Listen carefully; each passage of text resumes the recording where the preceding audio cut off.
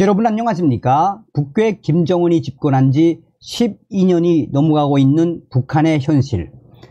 가장 최악의 식량난 경제난으로 그야말로 아비규환 같은 삶을 살고 있는 북한 동포들. 사실상 북괴 김정은의 이 최악의 외환난을 누가 만들었습니까?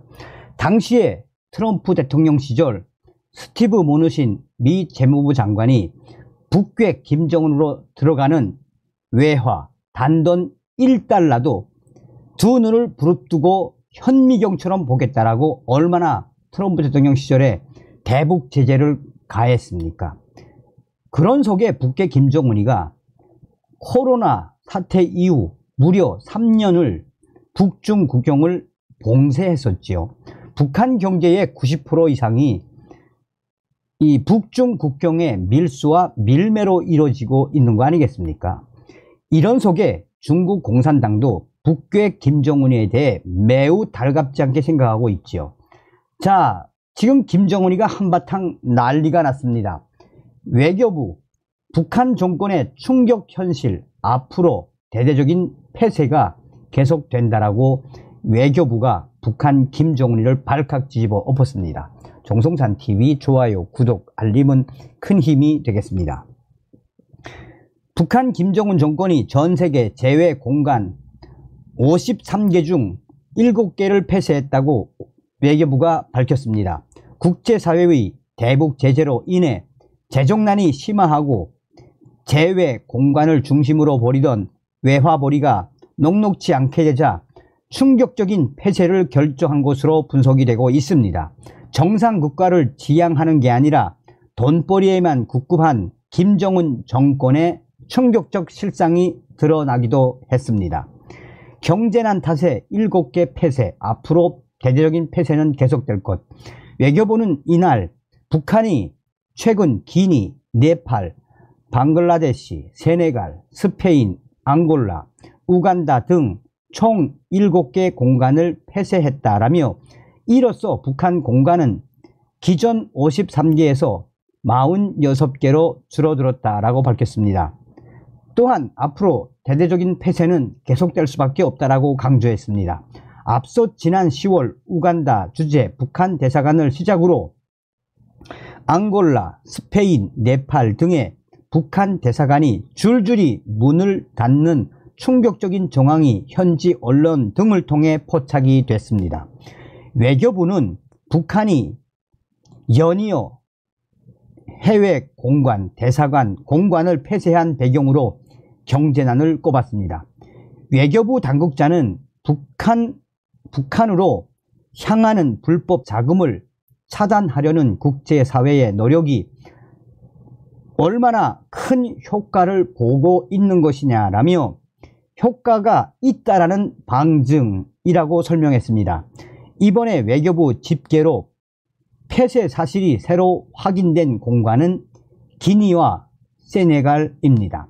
앞서서 폐쇄됐다는 관측이 나왔던 북한의 홍콩 총영사관, 콩고 민주공화국 대사관, 페루 대사관은 아직 철수 진행 중이며 완전히 폐쇄됐다고 단정할 수 없다는 게 외교부의 판단입니다. 외교부 당국자는 주재국에 북한의 대사관, 공관 철수 의사를 공식 통보했는지, 인공기와 현판을 제거했는지, 공관원들이 전부 출국했는지를 종합적으로 살펴보고 공관 철수 완료 여부를 판단한다라고 설명을 했습니다. 그러면서 이 외교부는 북한의 김정은 정권이 더 이상 외화벌이가 힘드니 해외에 있는 대사관들을 대대적으로 폐쇄시키는 것 아니겠나라며 앞으로 외화벌이를 못하거나 또 외화벌이가 되지 않는 해외에 있는 대사관들 대대적인 폐쇄는 계속될 수밖에 없으며 전문가들 역시 북한 김정은 정권의 심각한 외환난이 저렇게 대대적인 해외 북한 대사관 폐쇄로 드러나고 있는 것이다 라고 강조하고 있습니다. 앞서서 지난달 30일 북한 외무성은 공간 철수 정황에 대해 직접 입을 열었습니다. 국가 외교적 역량의 효율적 재배치라고 황당한 주장을 했습니다. 변화된 국제적 환경과 국가 외교 정책에 따라 다른 나라 주재 외교 대표부들을 철수 및 신설하는 사업을 진행하고 있다라고 강조했습니다. 경제난 때문이 아니라 선택과 집중을 한다는 주장. 하지만 북한이 실제 신설 추진 중인 공관은 니카라과 뿐인 것으로 나타났습니다. 니카라과는 독재 정권의 장기 집권으로 미국의 제재를 받고 있는 중남미의 대표적인 반미 국가입니다. 또한 북한과 니카라과가 외교적 고립을 탈피하는 차원에서 연대를 모색할 수 있지만 실이익이 없다고 판단될 경우 공간 신설도 지지부진할 수 있다는 지적이 나오기도 합니다. 노동자 파견 밀수로 김정은 비자금 확보. 실제 북한 김정은 정권은 수십 년간 재외 공간을 외화벌이의 거점으로 삼고 해외 노동자 파견을 비롯해 밀수, 대사관 임대 등 불법 행위를 통해 북한 김정은 정권의 비자금을 벌었습니다. 외교관의 면책, 특권을 활용해 외교 행랑으로 주류, 보석 등을 밀수하다 적발되기도 했으며 현지에서 불법 밀거래에 나서거나 가짜 담배를 판매하는 경우도 있었습니다. 주 독일 북한 대사관의 경우 비엔나 협약과 유엔 대북 제재 결의에 금지된 임대업을 하다가 2020년 영업이 중지됐습니다. 독일에 있는 북한 대사관 임대 사업을 대대적으로 폭로하고 폐쇄하게 만든 장본인은 오토 원비오 군의 부모들입니다. 최근 북한이 폐쇄를 결정한 해외 대사관 공간의 절반 이상이 모여있는 아프리카의 경우 북한이 과거 동상 등 각종 조형물 제작 사업을 수주받아 거액을 챙기던 나라들입니다. 이번에 대사관 철수가 완료된 세네갈의 경우 유엔 대북 제재 대상인 만수대 창작사가 2010년에 세운 아프리카 르네상스 기념상이 자리하고 있습니다. 하지만 북한의 조형물 수출을 금지한 2016년 대북 제재 결의 2321호와 신규 노동자의 해외 파견을 금지한 2017년 결의 2397호 등으로 인해 북한의 외화벌이 길은 점차 막혔습니다.